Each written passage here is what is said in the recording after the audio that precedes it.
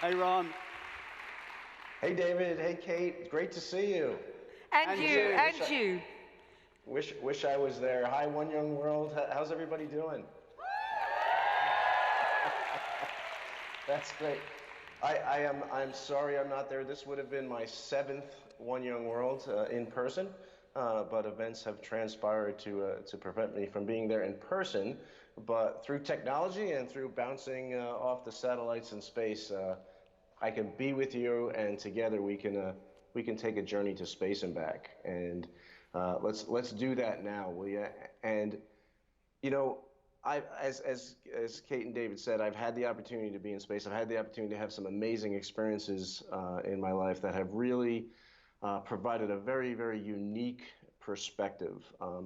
I've flown in space twice. I've lived for weeks on the bottom of the ocean, and these experiences have just given me this tremendous appreciation for the gift that we've been given, the gift of our Earth.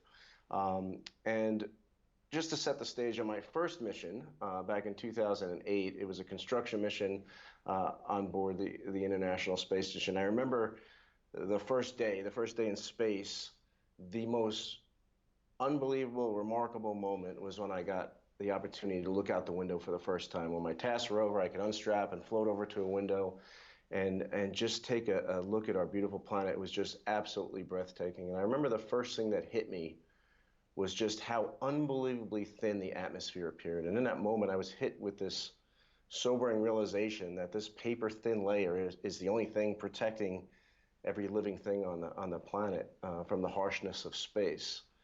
But in spite of this fragility, I couldn't help but fall in love with the beauty of our planet. It's a constant dance of colors and light and motion. And although this was an incredibly moving visual experience, it was much more than just a visual experience. What I experienced in space was a profound sense of gratitude. Gratitude for the opportunity to see the planet from that perspective, and gratitude for the planet that we've all been given. And in some way that I can't fully, even to this day, explain, being physically detached from the Earth made me feel deeply interconnected with everyone on it. Now, this came even more real in 2011 on my second mission to space, where I spent half of 2011 living and working on board the International Space Station after launching from Kazakhstan on a Russian spacecraft with two Russian military officers for a 6-month mission. And during that 6 months in space, I got into a routine where I would almost say goodnight to the Earth. When my day was over, my tasks were over, I went over to the cupola, or I flew over to the cupola, which is this windowed observatory on the bottom of the space station. I just would gaze at the Earth for a little while before it was time to go to sleep. And as I would take in this beautiful scene, I would routinely be hit in the gut with the sobering contradiction between the beauty of our planet on one hand and the unfortunate realities of life on our beautiful planet on the other hand. We all know all the problems that exist on our planet. Those don't have clean water to drink, enough food to eat, the poverty, the conflict, the strife that exists on our planet.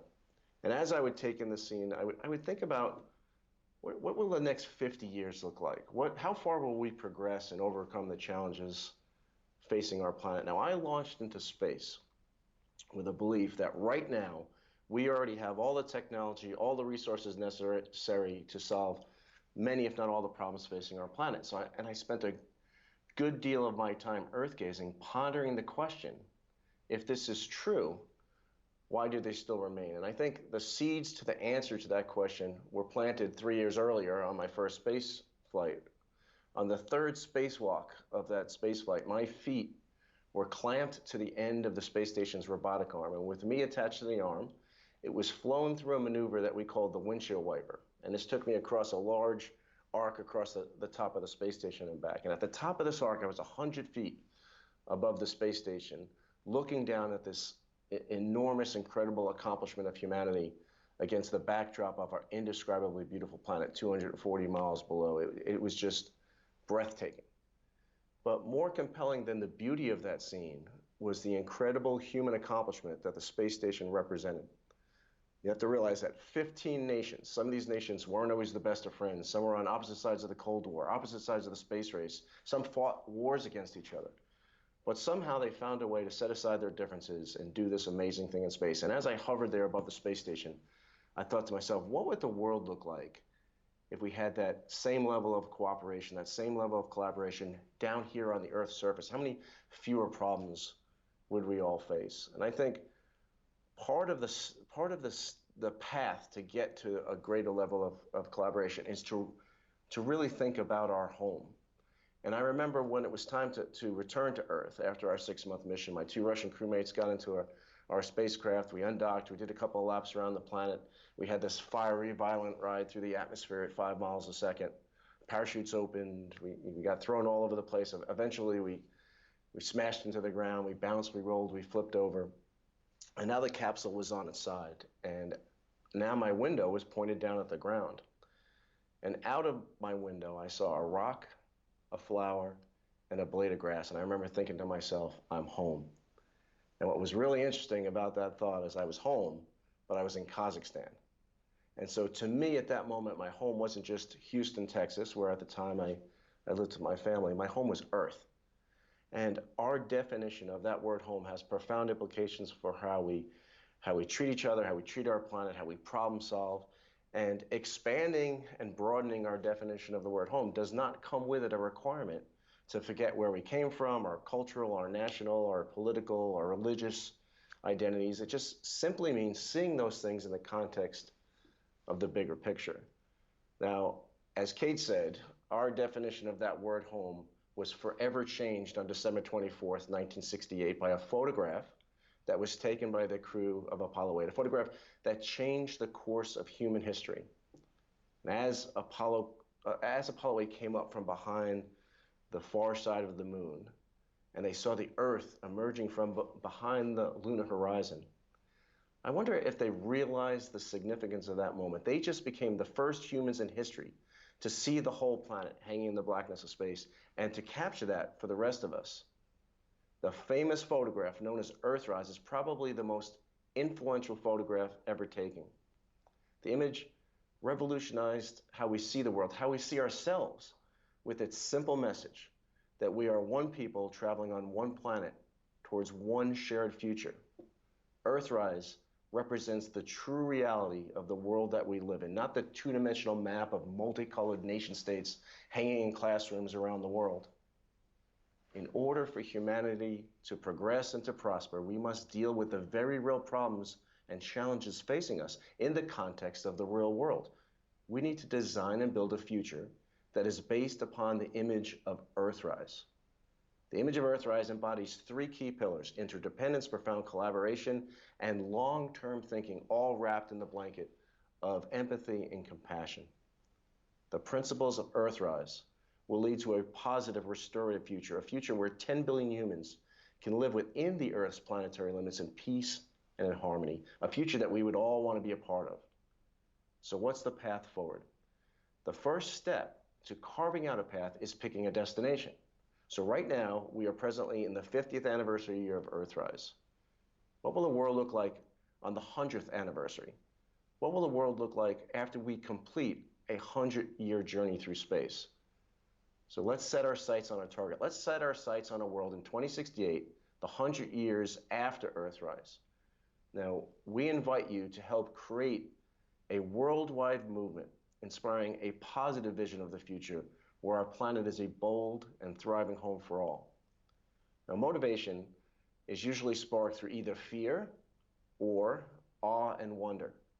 Starting from a foundation of fear divides us and closes the mind, cutting us off from others whom we share challenges and problems, and it separates us from the solutions that they bring. But starting from a foundation of awe and wonder opens up the mind to new ideas and solutions and encourages collaboration with others. So an example of one of these collaborations is a collaboration between One Young World and something called Constellation. A little while back, I joined with some of my space exploring friends and a group of creatives to create Constellation. And we did this in order to continue the work of sharing our experience, inspiring awe and wonder in others, and connecting people from all over the world, from different nations, cultures, and religions, so that our future and the future of our planet can be a manifestation of the beauty and the beautiful reality that we have all seen and experienced from space. As is abundantly clear from my 6 times at One Young World, young people like you all here today have the power to change the world. It is you whose lives and your work will make the change that our civilization and planet so desperately needs. For Constellation, we aim to inspire and connect young people from all around the world with this message from space. And our shared movement, #2068, is an invitation to collectively reimagine our future. We aim to inspire audiences by sharing personal stories of experiencing our home planet from the vantage point of space. We will immerse audiences in the awe and wonder of seeing Earth from space, encouraging them to experience their own Earthrise moment. And finally, we will connect audiences through our Constellation community, partnerships, and initiatives, providing an opportunity to take personal action towards envisioning and building our shared future. Through all of this, our mission is clear. We need to reimagine ourselves and our future in light of the unity that one can see from space. 2068 is a new beginning, a new epoch to mark an important shift in the ongoing story of humanity. It's an opportunity for our species to reimagine the foundational building blocks of our civilization. It's our grand shared vision. In the coming months, we will be putting the finishing touches on the first glimpse of #2068, including a new website at constellation.earth, and we want to begin to build a community, and this can't be done without all of you. Apollo 8's Earthrise not only represents the start of a new perspective, it marks a new beginning. We like to think of it as the start of our awareness that we are all space travelers. In December, on the actual 50th anniversary of the launch of Apollo 8 from the same spot that Apollo 8 launched from, we will launch phase 1 of the #2068 movement. We invite you to become an integral part of what we are building. One Young World, you can be the first spark of this moment and the first spark of this movement. Please connect with us through our website and become the first crewmates for #2068. And we will begin with content that you could share with your family, friends, and communities. And using the idea of a positive, visionary, restorative future in the year 2068, the crew members of the movement can ask politicians and corporations and NGOs, what are you doing for 2068? How does your product or law or how does this effort affect 2068? It will be a tool of accountability for long-term thinking, interdependence, and profound collaboration. You are the leaders in your own communities. You are bringing the change and positive action to our shared Earth. It starts with you. Now, 2068 is an invitation to reinvigorate the narrative of a trajectory adjustment for our civilization and our home planet. So please go sign up at constellation.earth/OYW. And please do it as soon as you can. Follow us on Instagram at constellation.earth.